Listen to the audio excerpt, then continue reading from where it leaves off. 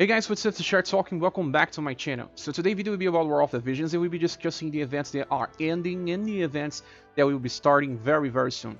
As you can see, Raid is ending. We got this event in a very bad timing, I think. We already had Threat to the West event going on, but they released a Raid on the top of it, and we had three things to do on the same time: Threat to the West, Secret Book Quest, and also Raid. Threat to the West was very important because we were just getting Lucia, our second ultra hair gunner that uses guns, and to get this gun maxed, it's just like 3 times the investment than Ragnarok, simply because Ragnarok was kind of considered a hair weapon when considering materials to craft, but this one here is different. You need more than 1,000 bucks. You need a lot of items, you need a lot of things to just craft the weapon, and you need to craft it 63 times if you want it maxed to +5. I know I shouldn't be aiming for a +5 weapon all the time, but I wanted to do so because I wanted to record a new video explaining the crafting system, because my Nagarots were made using the past UI. Now they changed it a little, the UI. It's a little better for crafting, but it's still one of the worst crafting system on any JRPG I ever played. It's very messed up. A lot of people make some mistakes by crafting things. I kinda got my Nagaroks to almost max potential. I think the two of my +5 are on max potential, very close to that. But on the same time, I wanted to just do another video. And guys, 2 weeks for Threat to the West was not enough to get enough bucks. I have like almost 800 bucks, and I was playing this all the time. I was playing like 8 to 10 hours a day, be it on auto, be it on co-op, but I was playing it 10 hours a day. I don't know how many people can get enough resources with their times. I think some people must play this game for like 14 hours a day. I don't know, non-stop. Maybe some people play this game non-stop. I don't understand why Square Enix or Gumi are doing this, because this is kind of the Korean MMO design, to just have the game playing by itself the whole day. Feels like an auto battle gamer instead of just strategic game. It loses a little part of the strategy because you spend way more time just mindless grinding instead of thinking theory crafting or things like that. I do hope the game changed some of this part, because it's I was talking to a friend, and he told me that a lot of people dropped the game on the Japan exactly on the same time as we are on now on the global, because when they got the first raid, they got overwhelmed because they had to redo it the whole day for a large amount of times, trying to get the recites to craft the Alexandrite ring. Most of them were not able to. Even the most dedicated whales couldn't get the recite, all the needed recites to craft a +5 version of that ring. So let's just go here on Mockshop to discuss this a little better. You see, we have Threat to the West going on. You can see the medals here. And then when the event was only 1 week old, and it was 2 weeks, they released the raid, and there was a lot of things to get from raid as well. You know that we can't skip rainbow fragments or thought or rainbow vision spheres. Everyone should get this because they are very limited, and when the game offers you to get it, you should, because you won't have many chances of getting these items. But everyone wants them. They will aim for this. So making your player base farm all of the good resources from every event needs like 10 hours of commitment every single day of the week. I think this is too much. They overpriced some of these items. You can see here the Rismeeting Hammer. One Rismeeting Hammer is 5,000. You need 3 to reset Mega Hair Weapon. Why it costs you so much? You can see there are other items that they overpriced in the shop. Let's see here. Even this Awakening Prism, they shouldn't cost all that much. The only thing that I see that it's okay here is expedition tickets. Okay, look at this. A single secret book of refinement costs 500 medals. You know how much 3 runs you need to do, and that you probably get like 5 of this book just by drops, and then you need to spend 500 of your medals just to get a single bug. Doesn't really make any sense. Someone must give some feedback to the developers. You see that you can also only get 60. To max this weapon to +5, you need more than 1000.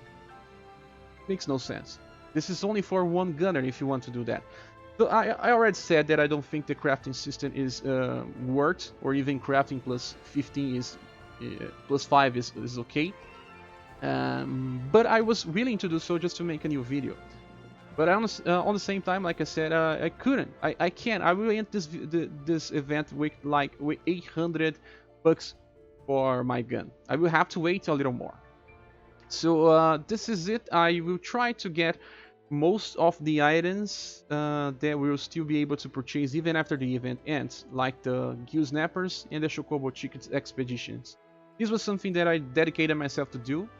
I wanted to do so. I even skipped all the prisms and all of the fragments of thought. So I will just purchase this in a short while.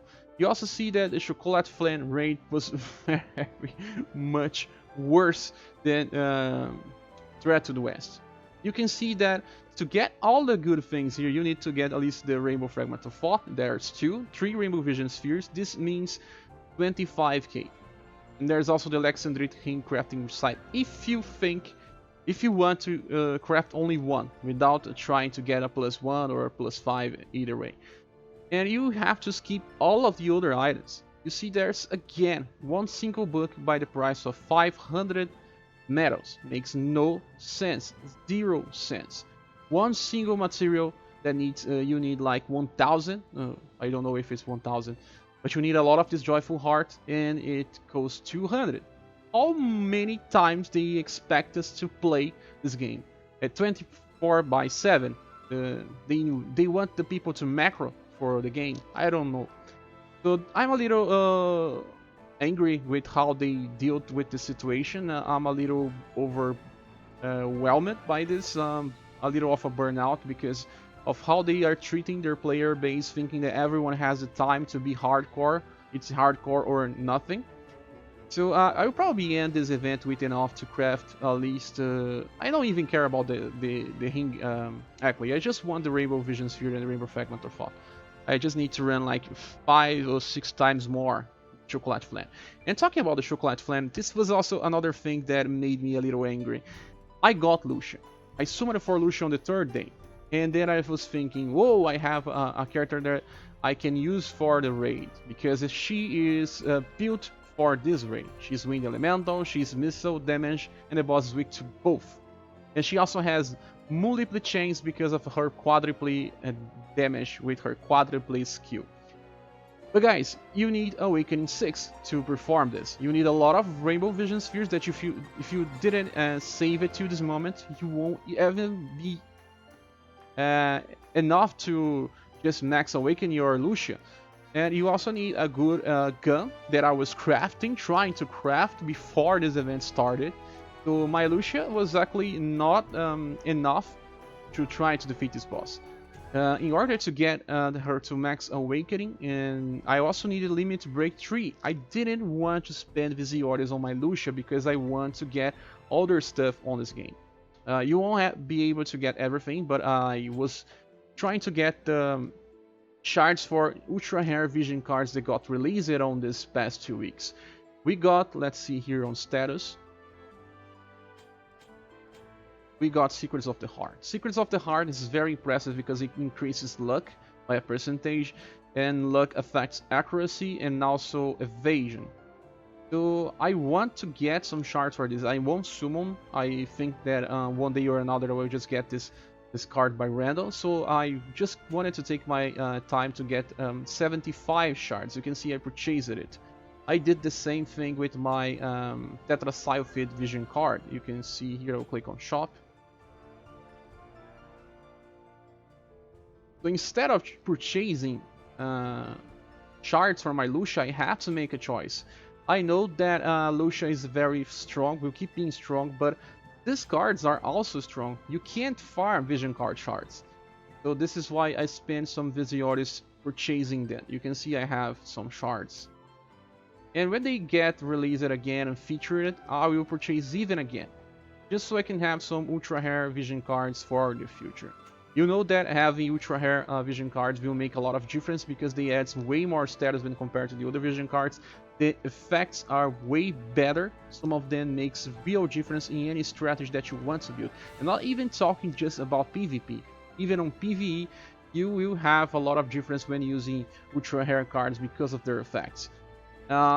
So you see, this is what happened this past week. I didn't release any video because I was playing this. I also got Romancing Saga started because it's now on soft launch, and I also want to release some videos for it. But I spent a lot of time playing this game, and the game didn't give me anything back. I will probably have at least the most important items on the end of the event, but at what cost? At the cost of everything, just like Thanos said. So we're talking about this already, so let's just check the notices. These two events are ending and we are getting some new events as well, and also new characters. Let's see, here we have Victora and Salir. I don't know if this is the correct spelling, but Salir is a very special unit in this game because she's a mega hair, but she's like Gilgamesh. You can't farm her shards like other units. It's only one for a day. The game will give you some shards with this new event that will give the shards for both. It's a limited hard quest. It's good because you get some shards, but it's all the same time they are trying to force us to summon for her as soon as possible so we can get some shards and start the farming as soon as possible. And I think Victora is not so strong. She is kind of following some paths that are more, what could I say, a little more generic. She doesn't have a special job. It's not unique. It's just a good combination of jobs that makes her strong. But you can't summon for all units in this game. So you have to make some choices. And let's see here, we have some more information. We have yearly summer campaigns. And it's just 2.5 thousand gens again with some other things. They always give us this. It's very generous, I think. I like this type of stuff. And then let's just see which more we have. We also have a new Esper, O2. This one is very nice. It also comes alongside a Mega Hair Vigorous Vegetation. This vision card here. And Oshu is very nice for some characters, especially I do remember it being a very good vision card for Miranda. I didn't get Miranda, so I will probably skip this and get it in some time. So I think this is it, guys. We will have a new event on the price of just dropping raid right now. I wish raid was for 2 weeks because that will give us a little more time to farm. And before we close this video, I just want to show you what I was using for this raid. I said that I didn't have a Mediana ready. I didn't have Lucia ready because I couldn't. And then I have to just play and do what I had. Let's click here on challenge. You can see it's level 90. My boss is level 90. I was trying to claim up to 72 on solo, and then I just started asking for help. So let's create a room here, and I will show you what I was using. It was a slash squad. It's not recommended for this. He's resistant to slash damage, but there was no way. Let's just embark here. This is the only squad that was working because it was the only one that I could build with the materials and resources I had. So with 2 runs I usually can't kill this boss, but I can get it better if I carry some Medianas or Lucias by using multiplayer. So now I'm playing on solo. So you have to adapt on this game because you won't be able to do everything. It started on auto, so I made some bad moves here. Should have started with shout. So let's just attack normally here so we can get some AP. I'll cut you down with this fairy blade.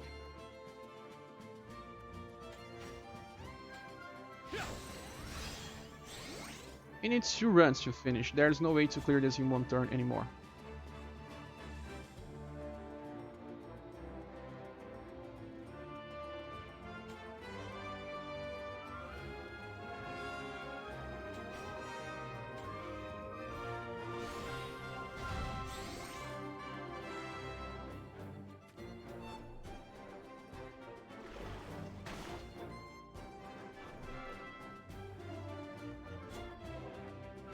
Okay, so now I start using Shout. Sorry. I don't know if Shout overrides Store. Something I don't understand. If it does, it was a bad decision.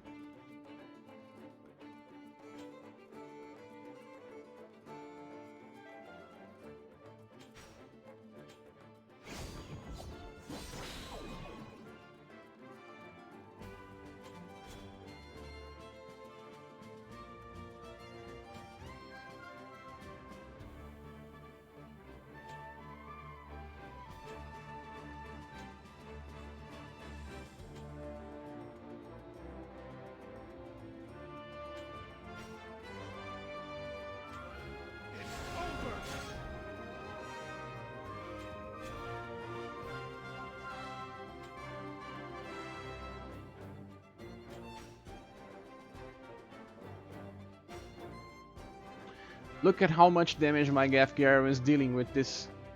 It's being resisted. This is quite a lot. Makes me happy.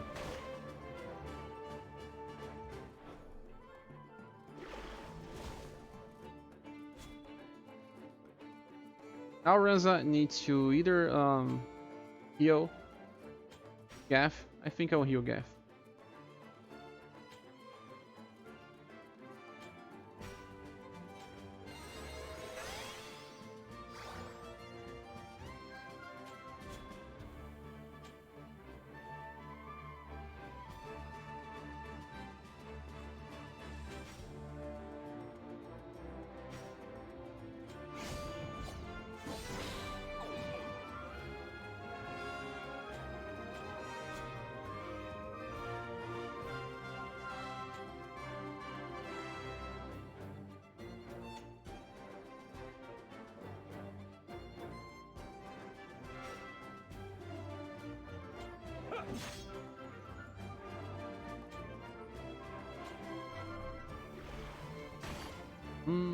Trying to kill Gaff again.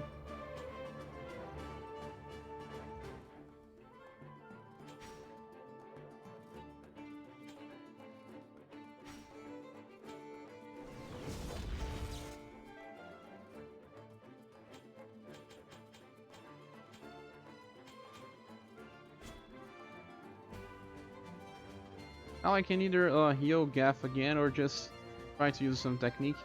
I think I'll heal Gaff again.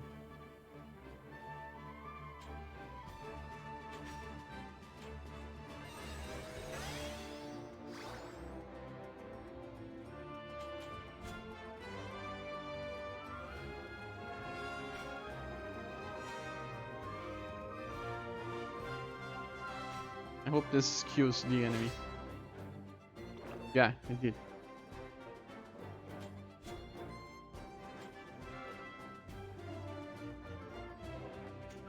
Shuriken is not so good.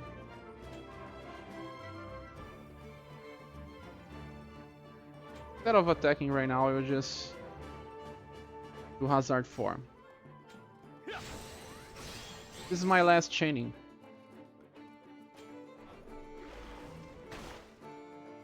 Boss usually runs when it's on this turn.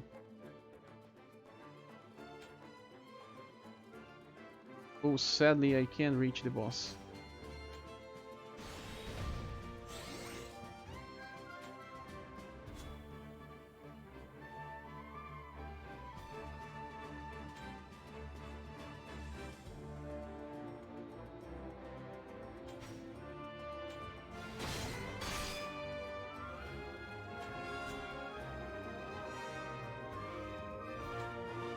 Yeah, something's not really working here.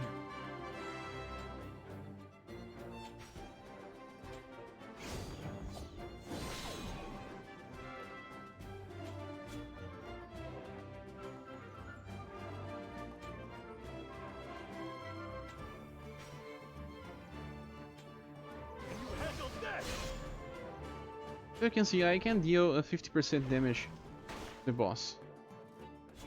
Last attack is Gaff.